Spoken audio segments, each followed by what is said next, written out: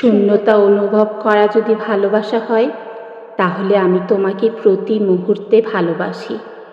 কারণে অকারণে হঠাৎ হঠাৎই অনেক মিস করি তোমাকে। তার মানে এমন নয় যে আমার কোনো কিছুর অভাব পড়েছে, কিন্তু এই অকারণ শূন্যতা হয়তো থেকেই যাবে শেষমেশ।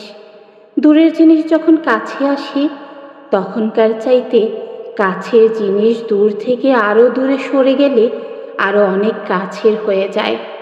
আসলে আমাদের মধ্যে আত্মার সম্পর্কও আছে হয়তো কিছু।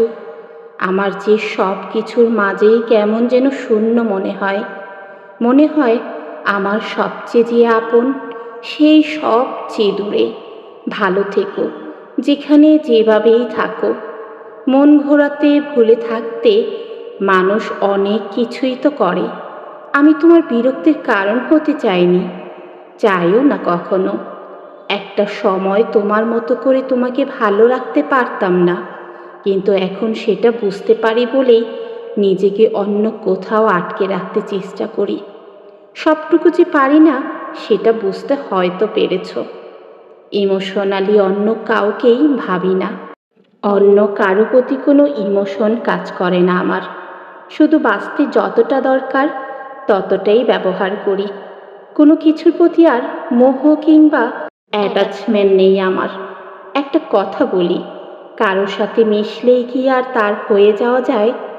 এত সহজ হলে তো কত মানুষ হাঁপ ছেড়ে বেঁচে যেত।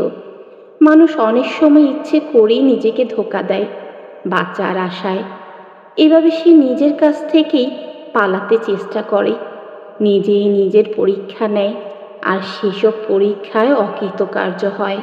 আমি বুঝতে পারি আমি তোমার জীবনে কখনোই স্পেস পাবো না, তাই নিজেকে ভুলিয়ে রাখার সব সম্ভাব্য সুযোগই ব্যবহার করি।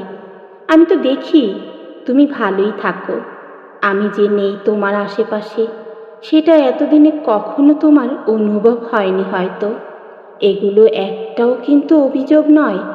তোমার কাছে সব কথা বলার অভ্যেসটা ছাড়তে পারিনি, তাই একদিন হয়তো এই বদ অভ্যেসটা থেকেও সরে যেতে পারবো।